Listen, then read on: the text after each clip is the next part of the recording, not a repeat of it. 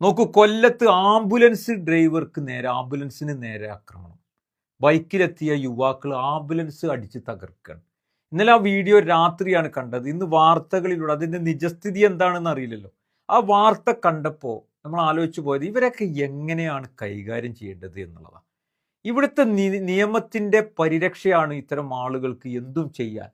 സ്വയബോധത്തോടെ ആവൂല ഇതൊക്കെ ചെയ്യുന്നത്. നമുക്കറിയാലോ, നമ്മൾ ആംബുലൻസ് കണ്ടു കഴിഞ്ഞാൽ സ്വാഭാവികമായിട്ട് നമ്മൾ കാറിലോ ഇനി ബൈക്കിലോ എങ്ങനെയാണെങ്കിലും അവരെങ്ങനെയെങ്കിലും ഒരു മിനിറ്റ് നേരത്തെങ്കിലും നമ്മൾ തടസ്സം കാരണം അത് എത്താതിരിക്കരുത് എന്ന് വിചാരിച്ച് നമ്മൾ ഇൻഡിക്കേറ്റർ ഇട്ട് സൈഡിലോട്ട് മാറിക്കൊടുക്കും.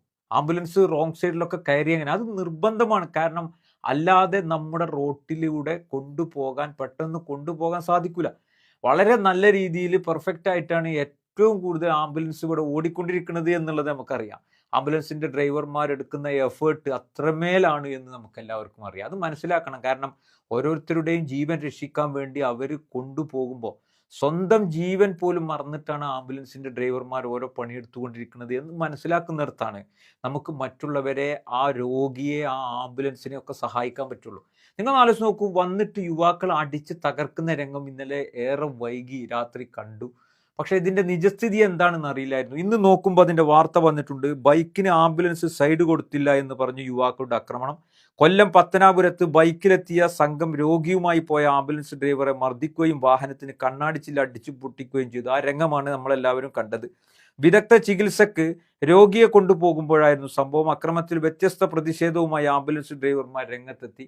അവര് വൈകിട്ട് ആംബുലൻസുകൾ ബീക്കൺ ലൈറ്റ് ഉപയോഗിച്ചും അലാറം ഓഫ് ചെയ്ത് നിരനിരയായി ടൗണിൽ ഓടിച്ചു ആംബുലൻസ് ഡ്രൈവർമാർ പ്രതിഷേധ പ്രകടനം നടത്തി.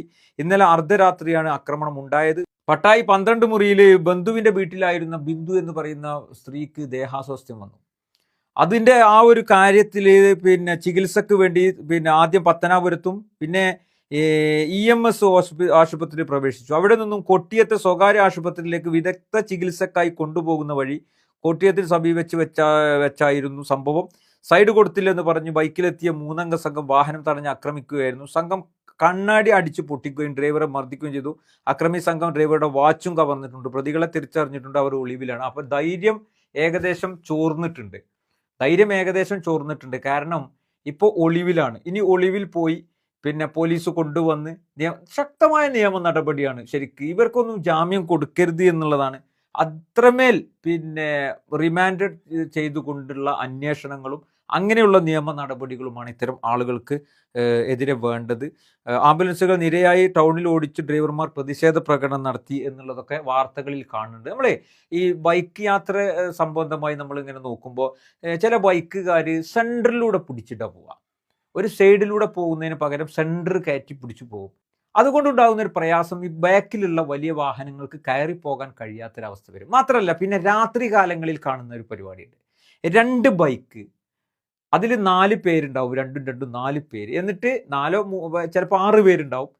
3 ആളുകളെ വെച്ചിട്ട് കൊണ്ടുപോകും. ഇവർ തമ്മിൽ സംസാരിച്ചു കൊണ്ട് പോകുന്ന ഒരു അവസ്ഥ ഉണ്ട്. ഇവർ തമ്മിൽ സംസാരിച്ചു പോവുക. അപ്പോൾ ഒരു 6 ആളുണ്ടെങ്കിൽ ബാക്കിൽ ഇപ്പോൾ രാത്രി ഒറ്റക്കൊക്കെ വണ്ടി ഓടിച്ച് വരികയാണെന്നുണ്ടെങ്കിൽ നമ്മൾ അവരുമായിട്ട് എന്തായാലും കലഹത്തിന് നിൽക്കൂല. നമ്മൾ പതുക്കെ അവരെ എപ്പോഴാണോ മാറ്റി അതുവരെ വെയിറ്റ് ചെയ്യേണ്ടി വരും. കാരണം 6 അംഗ സംഘമുണ്ടെങ്കിൽ അടി ഉറപ്പാണ് എന്നുള്ള ഒരു കാര്യത്തിന്റെ പുറത്ത് അങ്ങനെ വെയിറ്റ് ചെയ്ത് മുന്നോട്ട് പോകുന്ന ഒരവസ്ഥ ഉണ്ട്. 2 വണ്ടികൾ ഒരുമിച്ച് ഇങ്ങനെ പോയിക്കൊണ്ടിരിക്കുന്ന ഒരവസ്ഥ. ഇങ്ങനെയൊക്കെ പല സംഭവ വികാസങ്ങളും നമുക്ക് രാത്രി ആയാൽ നമ്മുടെ ടൗണുകളിലൂടെ റോട്ടിലൂടെ ഒക്കെ കാണാൻ സാധിക്കും. ഏതായാലും ആംബുലൻസിന് പോലും രക്ഷയില്ലാത്ത രീതിയിലേക്ക് കാര്യങ്ങൾ പോയിട്ടുണ്ടെങ്കിൽ നമ്മുടെ നാടിന്റെ ക്രമസമാധാനം ഇത്രമേൽ തകർന്നു എന്നുള്ളതിന് വേറെ ഉദാഹരണങ്ങളൊന്നും വേണ്ട. ഏതായാലും ഈ വാർത്ത കണ്ടപ്പോൾ ഇവർക്കെതിരെ ശക്തമായ രീതിയിലുള്ള നടപടി സ്വീകരിച്ച്, അത് ആരാണെങ്കിലും അവനെ ഒന്നും വെറുതെ വിടാൻ പാടില്ല. ശരിക്ക് ജനങ്ങൾ കൈകാര്യം ചെയ്യേണ്ട ഒരു വിഷയമാണത്. ജനങ്ങൾ ജനകീയമായിട്ട് പ്രതിരോധം തീർക്കേണ്ട ഒരു വിഷയമാണ്. ഏതായാലും അവർ ഒളിവിലാണ്. നിയമ നടപടികൾ ഉണ്ടാവട്ടെ എന്നുള്ളത് തന്നെയാണ് ഈ ഒരു വിഷയത്തിൽ പറയാനുള്ളത്. ശക്തമായ നിയമ നടപടികൾ സർക്കാരിൻ്റെ ഭാഗത്ത് നിന്ന് ഉണ്ടായി. ഇത് എല്ലാവർക്കും ഒരു പാഠമാകുന്ന രീതിയിൽ തന്നെ അത് ആക്കി കൊടുക്കണം. ഒരു മാതൃകാപരമായ ശിക്ഷയാണ് ഇത്തരം ആളുകൾക്ക് കൊടുക്കേണ്ടത് എന്ന് ഓർമ്മപ്പെടുത്തിക്കൊണ്ട് ആ വിഷയത്തിൽ പ്രതിഷേധം അറിയിച്ചുകൊണ്ട് ആംബുലൻസിന്റെ പ്രതിഷേധത്തോട് ഐക്യദാർഢ്യം പ്രഖ്യാപിച്ചുകൊണ്ട് നിർത്തുന്നു. നന്ദി.